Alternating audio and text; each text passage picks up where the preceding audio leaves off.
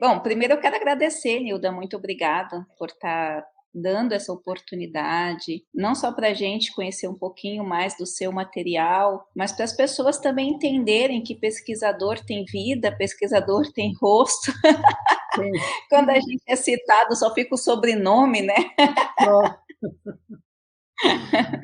E você sabe que uma das grandes críticas que eu tenho com relação às normas é que a BNT tirou agora o primeiro nome. Então fica só, por exemplo, eu fico só Dentasque, vírgula C, e você fica só Pedroso.n. Eu acho isso um desrespeito com o autor, Nossa, que teve nossa, é muito. assim a norma nova da BNT? Nossa, Infelizmente, não só da BNT, a APA, a AMA.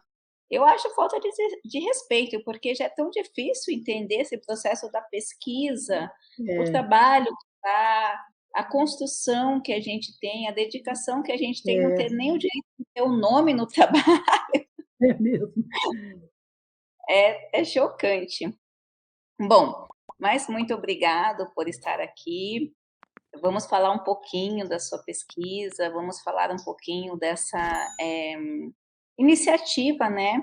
Já é uma iniciativa das organizações internacionais pedir que os autores falem sobre seus estudos, falem sobre seus materiais, até para que a sociedade laica também, não só acadêmica, mas a sociedade como um todo consiga enxergar os benefícios do material realizado, né?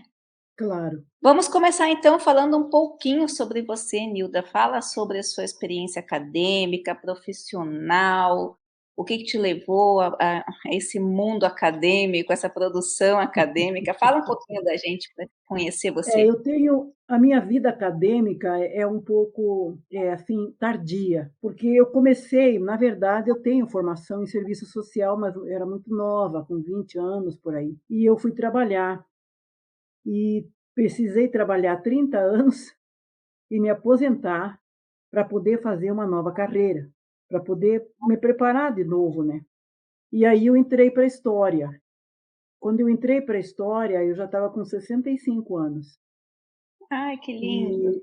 E, e aí fui fazer, mas eu me formei na Uninove, em São Paulo, uma universidade muito boa. E eu gostei muito de lá porque eles incentivam os alunos a participarem da iniciação científica.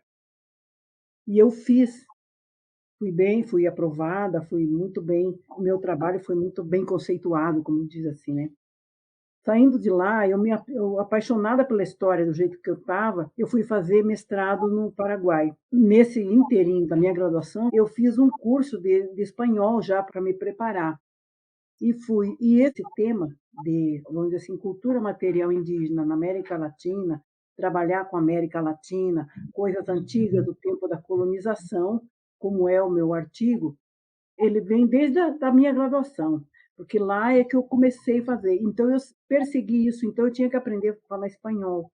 Eu fiz 2 anos e meio de espanhol e fui daí fazer mestrado na UNA, no Paraguai, Universidade Nacional de Assunção. Só que eu cheguei lá, eu fiz um ano e pouco, um ano e meio por aí, entrou uma greve muito grande lá. Teve uma greve muito grande e eu não pude terminar o curso lá, porque tive que voltar daí, porque estava muito tempo esperando, esperando e não continuava de novo o curso. Eu voltei para o Brasil e agora eu estou tentando fazer, estou me inscrevendo agora num mestrado que eu vou fazer pela Unicinos. É online também, então não tem problema que seja longe. E a Uhum. Unicinos tem uma linha de pesquisa como a minha, sabe? Então está bem encaixado a linha de pesquisa, porque eu tentei aqui pela Federal do Paraná, mas a minha linha de pesquisa não combina muito na faculdade, então nem seria aprovada, né? Aí, Uhum. então, é isso aí. Agora, o meu artigo, você quer que eu fale sobre o meu artigo também? Tá tão gostoso ouvir você falar que já mete a bronca aí e fala do artigo. Tá bem. Eu acho fantástico, é porque você vê muita garra. Eu sempre falo para os alunos que pensam que idade é limite, limitação, que desanimam com o não, que procuram sempre dar justificativa, você vê que você saiu do país, ficou 1 ano e meio fora, voltou, tudo bem, não deu, vida que segue, eu vou tentar de novo, e voltou a estudar depois da aposentadoria. Eu acho fantástico isso, então É. estamos aqui para te ouvir. Bom, agora aos 77 anos, eu vou tentar ver se eu consigo continuar, né, com a minha programação. Mas eu estou desde 2012 nessa mesma linha de pesquisa, estou pesquisando, eu já li mais de 80 livros já, dentro da mesma linha. Então, esse meu artigo, quando eu fui fazer, eu fiz lá no Paraguai, ele estava em espanhol, a primeira, vamos dizer assim, quando foi editado. Então, eu Uhum, fiz em espanhol. No mestrado, lá, o professor deu um trabalho para a gente fazer no Arquivo Nacional de Assunção. O Arquivo Nacional é onde guardam todos os documentos da nação, de toda a nação está guardado lá. E esse arquivo, então, eles têm muitos papéis antigos. Então, os professores pedem para a gente para levantar, principalmente história, né, os historiadores, pegar esses papéis e levantar e ver o que precisa, o que está faltando, o que, que tem, tudo, e trabalhar com esse papel e ver o que, que pode fazer. Lá eles chamam de atas capitulares. Essas atas capitulares são papéis que são enviados, eram enviados, isso aí eu peguei um trabalho de 1805 e 1806, os eram 2 anos, mas todos antes da independência do Paraguai. Ele pegou assim 10 anos antes, daí deu 2 assim para cada um fazer e outro assim, foi pegando, sabe? E eu peguei esses 2 anos, 1805 e 1806. E aí peguei as pastas, essas atas estão dentro de pastas, e eu fui procurando as pastas. 1805 estava tudo bem. Mas por que isso? Porque é para saber, ele queria saber, por exemplo, o que, que o cabildo, cabildo é uma espécie de câmara municipal da época da colonização. A uhum. Espanha antiga tinha esse tipo de trabalho. Então, eles recebiam as correspondências da população, reclamações, pedidos, e daí eles respondiam, ou faziam, e aquilo que eles não podiam fazer, eles também respondiam do mesmo jeito, mas dizendo por quê que eles não. Então, sempre teve. E uma coisa interessante que eu notei que o Cabildo ele estava funcionando, ele funcionava bem, ele respondia tudo, a gente via que vinha a carta em tal data, daí tinha a resposta logo em seguida. E isso eu fui vendo. Então, 1805 estava tudo bem. Quando chegou em 1806, não tinha nada na pasta. A pasta estava vazia. Uhum. Aí eu fui perguntar ao diretor do museu o que, que tinha acontecido com os documentos, né? Ele falou: isso aí está constando, tem um documento lá que consta que ele foi surrupiado pelo Barão do Rio Branco, e isso eu escrevi, né? Não tem problema nenhum eu falar, porque eu escrevi isso aí, porque está escrito lá. Uhum. Pelo Barão do Rio Branco durante a Guerra do Paraguai. Esses documentos, na verdade, são de 1600 e tanto, sabe? Mil e Uhum. seiscentos e pouco, 1700 e tanto, lá bem atrás, e estavam todos guardados lá. Mas você sabe que na época da Guerra do Paraguai, o interesse de todos eles ali era, vamos dizer assim, disputar limites, as fronteiras, os limites, eles queriam mais. Realmente, o Brasil pegou bastante pedaço. A Argentina também pegou. O Uruguai não pegou porque ele se retirou antes. Mas os dois ficaram e pegaram. Tanto é que Corrientes e tem um outro estado ali, uma província ali perto que também a Argentina herdou. E o Brasil Uhum. também, se você olhar no mapa, o Brasil, o Mato Grosso do Sul e do Norte não era tão grande assim. E ele ficou bem maior. Então, quer dizer, eram guerras de limite, eram coisas assim, interesse era isso mesmo.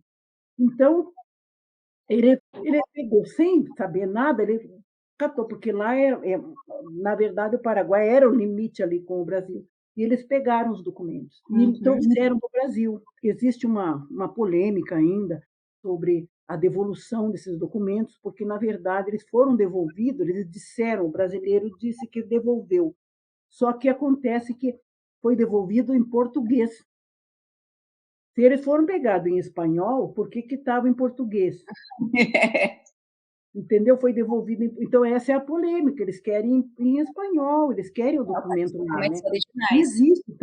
existem também outras coisas, não é só isso desse artigo, mas existem outras coisas também. Então, isso aí é o que conta o artigo. Junto com o artigo, eu aproveitei para contar o que era o cabildo e Uhum. também dizer como é que era a Assunção naquela época, porque isso é interessante contar uma cidade que estava crescendo naquele momento, entendeu?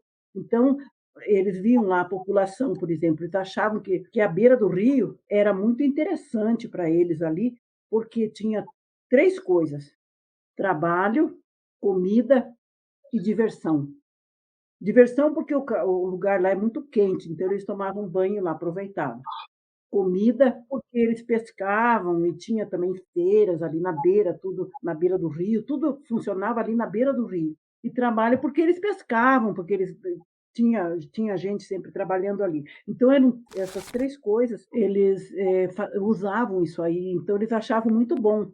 Uma outra coisa também foi descobrir que o Mercado 4, não sei se você já teve lá em Assunção, Mercado 4 é um Já, mercado que já teve lá?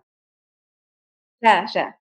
Pois é. Daí quem vai lá às vezes conhece mesmo. É um mercado popular eles dizem quatro porque usa quatro quarteirões da cidade. Bem no centro da cidade, quatro quarteirões que ocupam assim. Então, é tudo mercado, tem tudo para vender, tem loja, tem comida, tem bebida, tem tecido, tem tudo. Tudo que a pessoa precisa, vai lá e encontra. Então, naquela época, olha só, naquela época, em 1600, 1700 e tanto já, eles pensavam nisso, precisava de alguma coisa. Então, teve em 1805, 1806, tinham cartas que estavam dizendo que eles queriam, vamos dizer assim, dar aquilo ali. Um dos intendentes de lá deu um terreno, esse terreno lá, e construíram o mercado. E até hoje existe o mercado. Isso é interessante, é uma coisa assim que tem séculos aquilo lá, né? E ele está Uhum. tá funcionando bem, está bem assim, meio, vamos dizer assim, não está muito conservado, alguma coisa assim, mas ele está funcionando. Tem muita gente que vai lá fazer compra, tudo, e tá. Eu andei por lá, tudo, e é interessante aquilo lá. Então, Uhum. são coisas dentro do artigo que eu aproveitei para colocar. Muito bacana. O artigo ele ficou realmente bacana, ele traz, né, uma nova perspectiva do antigo, É, que é, são realidades que não parecem não bem, mas eu sou fascinada pela área da história, né, eu acho que a história, ela não só dá base de compreensões para as outras áreas, como quem estuda história faz repensar aquela história não contada, né, que o que está nos livros é o que está, é o que a gente chama dos vencedores, né, mas o que está por trás da história é o que a gente investiga e vê o que aconteceu, né, é, como você mesmo falou. Então, como que os documentos saíram de lá em espanhol e voltaram em português? Nem tinha Google Tradutor naquela época. é, Então, são pontos, né, que fazem a gente repensar. Eu lembro até hoje o espanto que eu fiquei, numa das minhas primeiras disciplinas de história e antropologia, quando eu fui levada a pensar sobre essa história não dita, né, sobre o real, né, sobre os pontos de vista, sobre quem conta a história. E eu fiquei apaixonada, porque dá para a gente perceber que realmente a história que a gente conhece é a história de quem estava no poder, de certa forma, porque é a história que ficou, mas a gente só com esse tipo de investigação que a gente começa a se questionar, né, o que que é? Então, qual é a história, o que que é real, né? como A até onde é uma construção de montada e até onde tem coisas para a gente investigar. é mesmo. Como na época da minha graduação, minha professora, né, eu perguntei para ela por que aqui no Paraná não tem história do Paraná, não falam do Paraná. Nos livros didáticos não tem, os alunos não têm. Tem a história do Paraná contando a partir de 1654, por aí. Mas o Paraná existiu desde 1500, ele já existia, né? Claro que Então, já existia, mas não contam a história. Então eu comecei a trabalhar nisso e estou nessa agora de trabalhar. Mas o que eu acho, assim, também que a professora falou foi uma coisa assim, o historiador, ele abre caminho, por exemplo, para ele contar, porque é como se fosse um grande tabuleiro de peças para você montar. Então tem a história já está montada em algumas peças, mas tem algumas coisas que está faltando. E é isso que a gente tem que procurar. E eu procurei e achei esse recorte agora. Então, eu achei o recorte de trabalhar com o Paraná espanhol.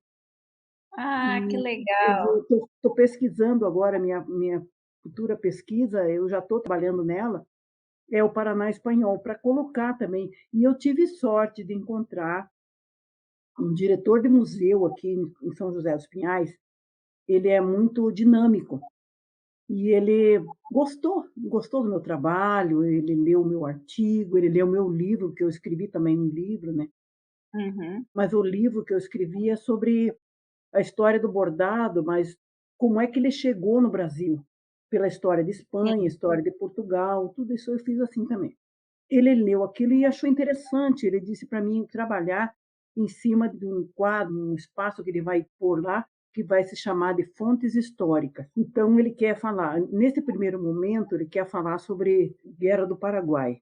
Ele quer explicar direitinho como é, aquele negócio todo, alguma coisa assim, para as pessoas ficarem sabendo e descobrir também se tinha voluntários da pátria aqui em São José dos Pinhais, para a gente fazer homenagem a ele. E outra coisa também, ele também disse que as universidades precisam de ter, e realmente é isso que eu falei para ele sobre não ter nada no livro didático.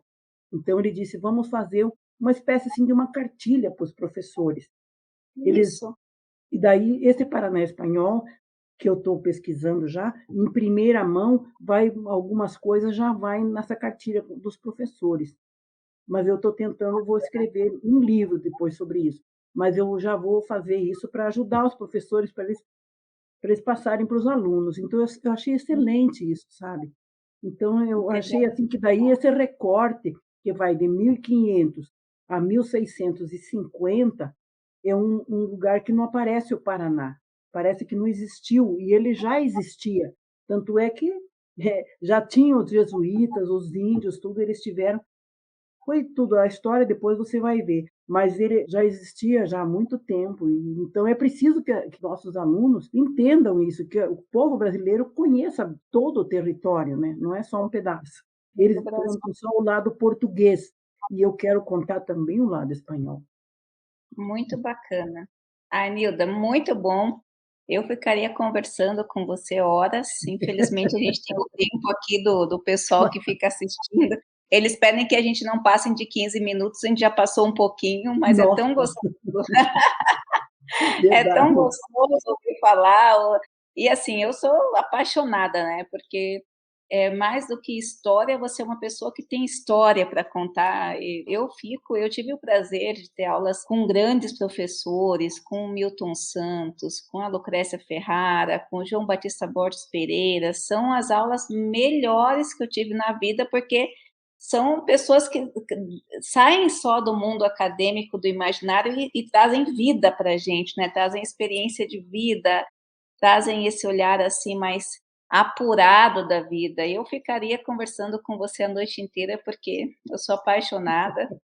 Mas temos que parar, quem sabe a Claro. gente tem o prazer de conversar, de receber o outro artigo, de ver você progredindo nessa pesquisa, porque até eu fiquei curiosa agora. É isso aí.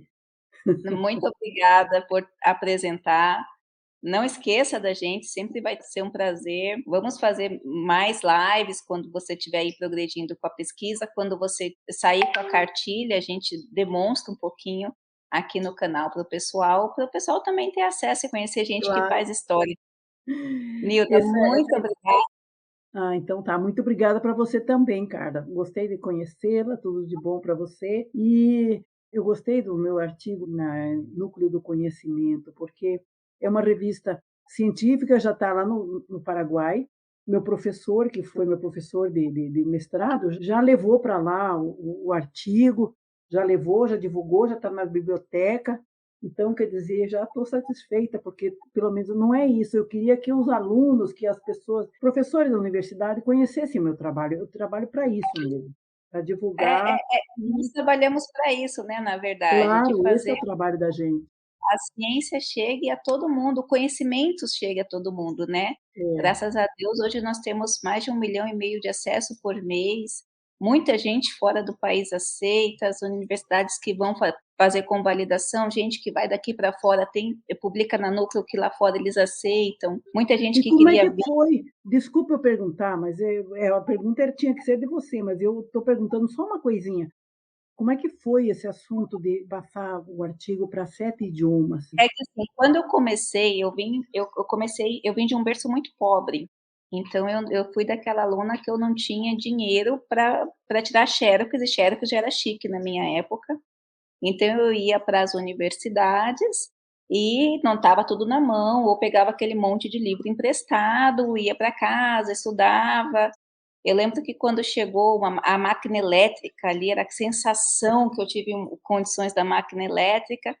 Depois o mundo evoluiu muito rápido e não tinha acesso. Eu percebi que quem era mais carente não tinha acesso à informação. Tinha acesso a várias informações não científicas, mas não informação. E eu mapeei bem, já numa das minhas pesquisas, a questão da informação científica no Brasil, como ela se dava, a resistência dos professores mais velhos na adesão da tecnologia, as revistas que só publicam quem é doutor e quem faz parte do meinho deles, do núcleo, senão não publica. E aí eu falei, eu tenho que fazer alguma coisa, né? Me juntei com um monte de professor que realmente queria democratizar o conhecimento, elevar o conhecimento não só do Brasil, nós percebemos que muitas pesquisas saem do Brasil e elas não voltam para o Brasil. Então, por exemplo, se você pesquisar, se você publicasse no Paraguai, nunca que ninguém do Brasil ia ficar sabendo É, o isso que é você verdade. publicou. E aí nós começamos a fazer esse projeto em 2015, na verdade nós discutimos esse projeto de 2013 a 2016. Era muito difícil ter apoiadores, era muito difícil, todo mundo que a gente falava virava cara. Eu lembro até hoje que eu tive uma professora que nossa, humilhou todo mundo. Eu já estava no meu segundo mestrado, e aí ela falou assim: "O que que vocês estão fazendo aqui? Vocês são muito velhos". Ela não sabia que eu já tinha doutorado, mas mesmo assim Nossa, não me importava. olha, Ela falava: "Vocês já estão atrás, vocês estão perdendo, vocês são muito velhos". Daí ela começou a falar de um por um que fazia. Aí quando eu falei que era editora de revista científica, ela foi muito ríspida, falou assim: "Isso aí não vai para frente não, isso aí não vai passar de uma edição. Essa revista nem tem qualis". que isso. E foram meses depois para a qualis sair. E aí, nessa questão dos idiomas, já era um projeto já nessa nova vertente da comunicação científica, né. Então a gente procura sempre estar muito atualizado com as tendências das universidades internacionais. Então, por exemplo, Harvard já tem um canal de divulgação científica, Olha que a bom. União Europeia já tem um canal de divulgação científica, como a gente está fazendo aqui. É claro que eles têm muito mais incentivos, a gente sofre muito para manter o projeto, sofre É, bastante, o apoio à porque cultura é muito pequeno aqui, né. aqui não tem, aqui Pois eu é, tentei todas as linhas para revistas científicas, para divulgação científica, mas não achei nenhuma. Tinha que ser de universidade, tem um limite bem pequeno, não tem nada para banco de dados, então a gente tem um investimento muito grande em banco de dados, porque para fazer as pessoas acessarem, a gente precisa ter disponível em HTML. E a é, gente paga uma banda muito grande com várias outras bandinhas que são terminhos tecnológicos que é para questão de segurança. Então a gente fez isso. Ainda lutamos bastante, mas graças a Deus só está crescendo o aumento, o pessoal que realmente consegue transformar a vida, que consegue falar sobre sua ciência, mostrar um pouco mais do Brasil para o mundo. Então, esses dias um amigo meu me ligou, foi um dos primeiros, inclusive, que apoiou a gente, que é professor da Universidade Federal do Pará. Ele falou assim: Meu, eu tenho um artigo publicado, tem gente que me citou em russo.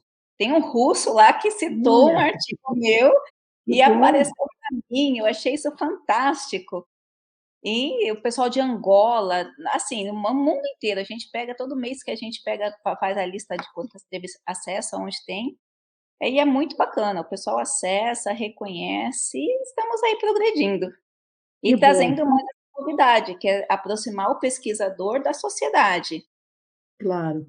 Como eu falei, a revista Núcleo ainda apoia o nome inteiro do autor, eu sou contra, como editora-chefe, eu sou contra, o pesquisador ele tem o direito de ter o nome inteiro na pesquisa dele, não Nilda é Nilda, não é N. Nilda é Nilda. Eu também acho. Então eu ainda brigo com esse pessoal que acha que a gente tem que sumir da pesquisa, mas a gente está aqui para fazer ciência. E É, divulgação, né, divulgação do claro, conhecimento científico. isso mesmo. Sem pesquisa não tem ciência. E sem acesso, né, hoje a gente tem acesso a tantas coisas, é absurdo a gente ter uma ciência ainda que briga com conglomerados, empresariais, com conglomerados de gente que acha que comunicação tem que ser de ciência para ciência. A gente tem o ser humano, ele tem alguns pensamentos meio retrógrados ainda, né, É, mas isso é vamos fazer a verdade. nossa parte, Claro, tá bom? tudo bem. Nilda, vamos lá, fica com Deus, obrigada por tudo, Amém. Muito boa obrigada, você noite, também. e não Fiquei esquece muito da gente, satisfeita. aí essa Não, de história jeito desse nenhum. Não, não, pode deixar. Eu vou ver, vou fazer isso aí. Primeiro eu vou fazer mesmo, vou ter que fazer um artigo sobre isso, né, sobre o Paraná espanhol. Aí provavelmente vai para vocês tá também, bom, fica com Deus. tá bom? Então tá. Tudo de Oba, bom para você, tá? será um prazer. Tchau, fica Obrigada. com Deus. Tudo de bom.